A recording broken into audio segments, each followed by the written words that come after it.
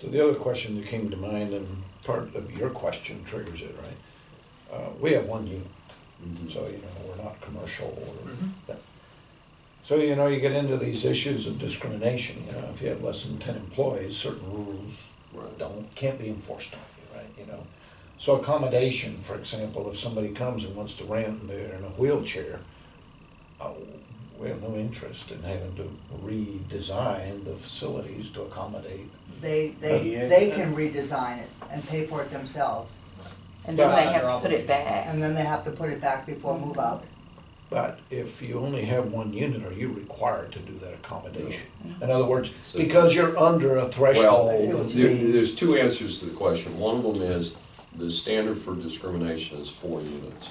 Okay. So but I'm also a licensed broker. So for my own properties, I have no exemption because I'm a licensed broker. Okay. So if you have that issue and you're a one-shot landlord, unfortunately, you may be better off running it yourself because we, as professionals in the industry, Because cannot you discriminate. become professional at that point. At 4 units yourself, but there are very few, we really run into very few issues, and one of my areas of expertise is Americans with Disabilities Act, which not only covers employment, but it also includes facilities access. So like this building, this condo development, office condo development, has to be completely compliant with Americans with Disabilities Act because of when it was built. I have a 2-story house in the Heights. We're not required to have an elevator because it's not a 3-story building, and it's because of its classification. We voluntarily put in a handicap ramp and we put in a handicap bathroom, but we didn't have to do that, but we did it because it's good business for the property. So a lot depends, you go through each individual issue. I worked a case for a restaurant where a guy in a wheelchair tried to get into the men's room stalls and he couldn't. And we reached a settlement. I was the expert, I wasn't the attorney, I was actually the expert on the case. I went in there and you could get into the men's room. This building, by the way, this restaurant has now been replaced with an apartment complex. Big surprise in downtown Houston.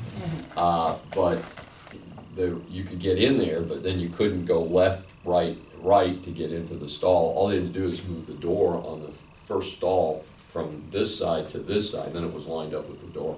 I mean, some of the stuff is not that complicated, but somebody has to think about it.